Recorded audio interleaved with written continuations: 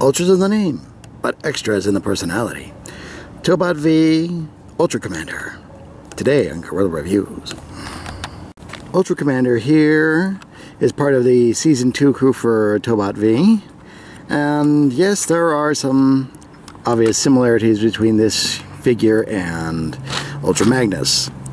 In fact, there's even some figures that you can place on this the back end here. Boat King, Tank Dory, and Airpang, much smaller figures, a little bit chibi-fied robot modes that are available.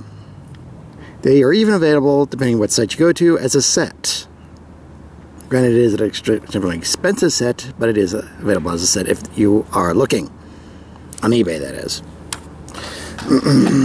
Now, as for interesting notes here, we do have the Toki here with the Ranger symbol on it, with a hinge that I'm not too sure what that does. I haven't seen any use in the instructions, but it's interesting nonetheless. And also we have this part right here, which are other parts of the three modes, because this is indeed a triple changer. This part can detach, becoming either the tail in the what I refer to as the Kaiju mode, or the arms in the robot mode. And just having this little cab mode here is rather neat, although you'd kind of have to keep it in cab mode, because otherwise not having a robot mode with arms, while funny for some, is a little depressing. As for size comparisons, here we have the Gigant V fire truck. And with this part on, yeah, it's going to be longer, although a lot flatter without the water cannons, and obviously much shorter with just the cab. This will be an interesting theme come the other two modes. Speaking of those modes, let's get into it, starting with the Beast/Kaiju mode. We'll start by removing this part, the Toki, and right here. We will then, after making sure that's folded in, fold this part in for what will be the tail. Yeah, that's thick tail, no way around that. Okay, moving on. Come down here, fold out these parts, and bring this all down. Fold out the claws. Oddly enough, these will stay out during the robot mode.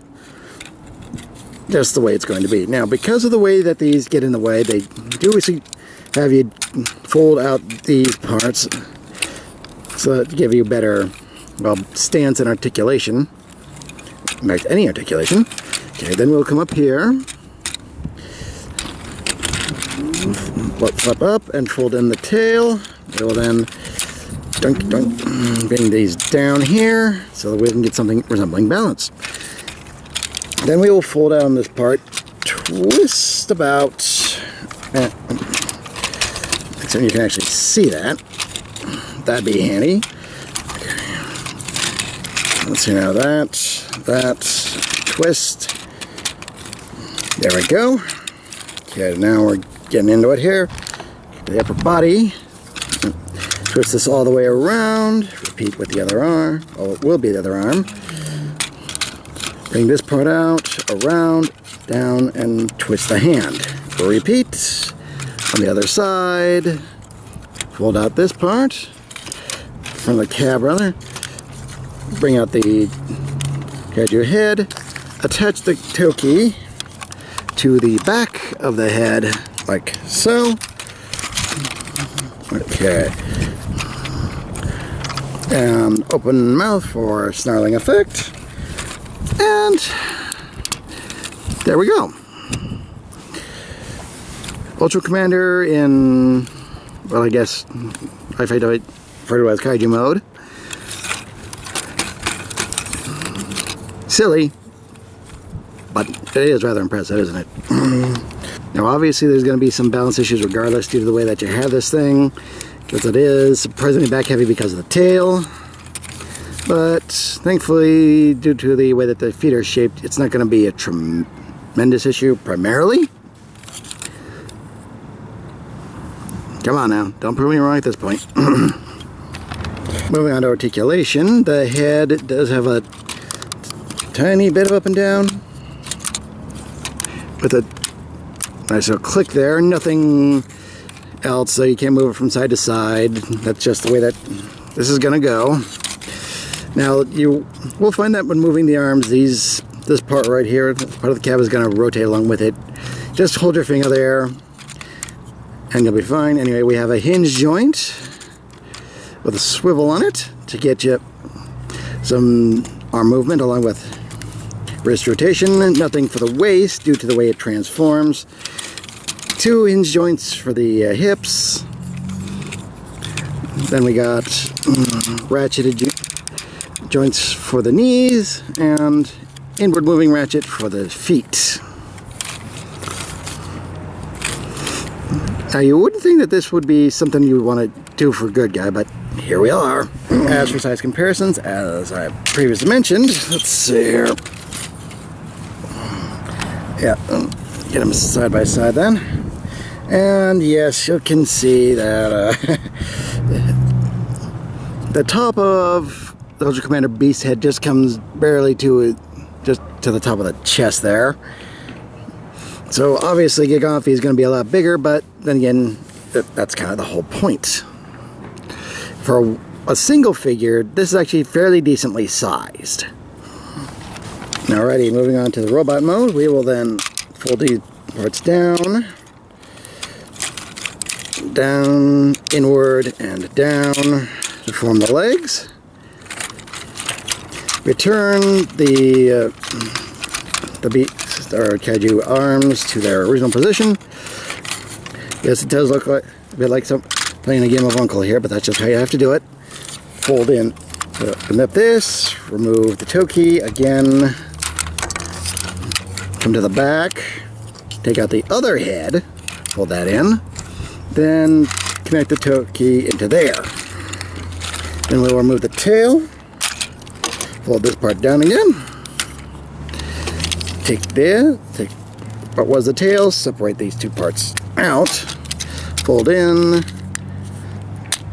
slide out the arm, bring down, and fold that inward, and these will fold. This little pig will from that part right there. Repeat with the other arm.